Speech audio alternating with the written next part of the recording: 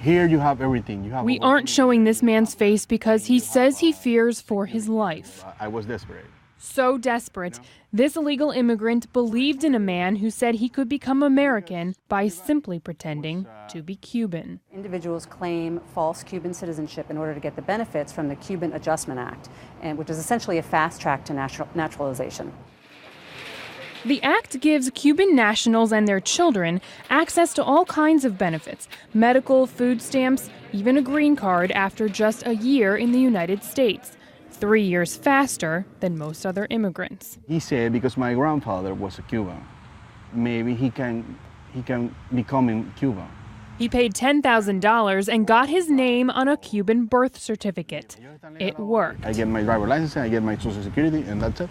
You got all your paperwork. You thought, hey, this is great, I'm legal. Yeah, I'm legal, and I received the green card. He started a business, got married, built an American life.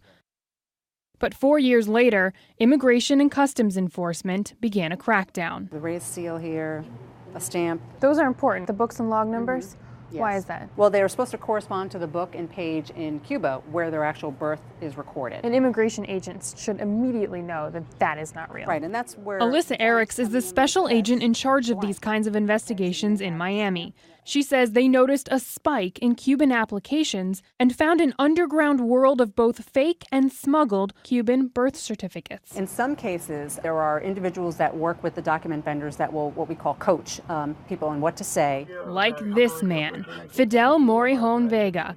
An undercover agent caught him on camera coaching potential immigrants. Eres cubano. A partir de hoy, 3:25 de la tarde, estás entrando a los Estados Unidos y eres cubano. Okay, you understand me? Eres cubano, he says. You are Cuban. Morejón is now in federal prison, convicted of conspiracy to commit immigration fraud.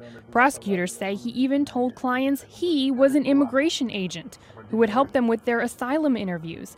Interviews meant to catch imposters by, in part, listening for the distinct Cuban accent. The full-service price? Up to $20,000. In one instance, they actually had a person saying, okay, we're going to need you to get really sunburned, and we're going to drop you off in the water, and you're going to have someone who's going to rescue you, and you're going to say that you were on a raft or a boat and it sunk. Wilfredo Allen is a Miami immigration attorney who has represented many caught up in this scam. What it is a desperation act by people who don't realize that it's never a good thing to present fraudulent papers, because they have no waivers at the end. They lose everything. The immigrant we introduced to you in the beginning would probably have qualified for amnesty under President Obama's proposed immigration reform. But not now, not with a fraud mark on his record. His family that's here, they're all residents now, and they're moving forward to naturalization because they did things right. He didn't do it right, and he's paying a very heavy price. Facing deportation, he left for Venezuela, where he says he was kidnapped and robbed. Fearing for his life, last month he snuck back through the Mexican border into the United States. He says he still worries about the Venezuelan gangs. Even if you are bad here, illegal is better than there.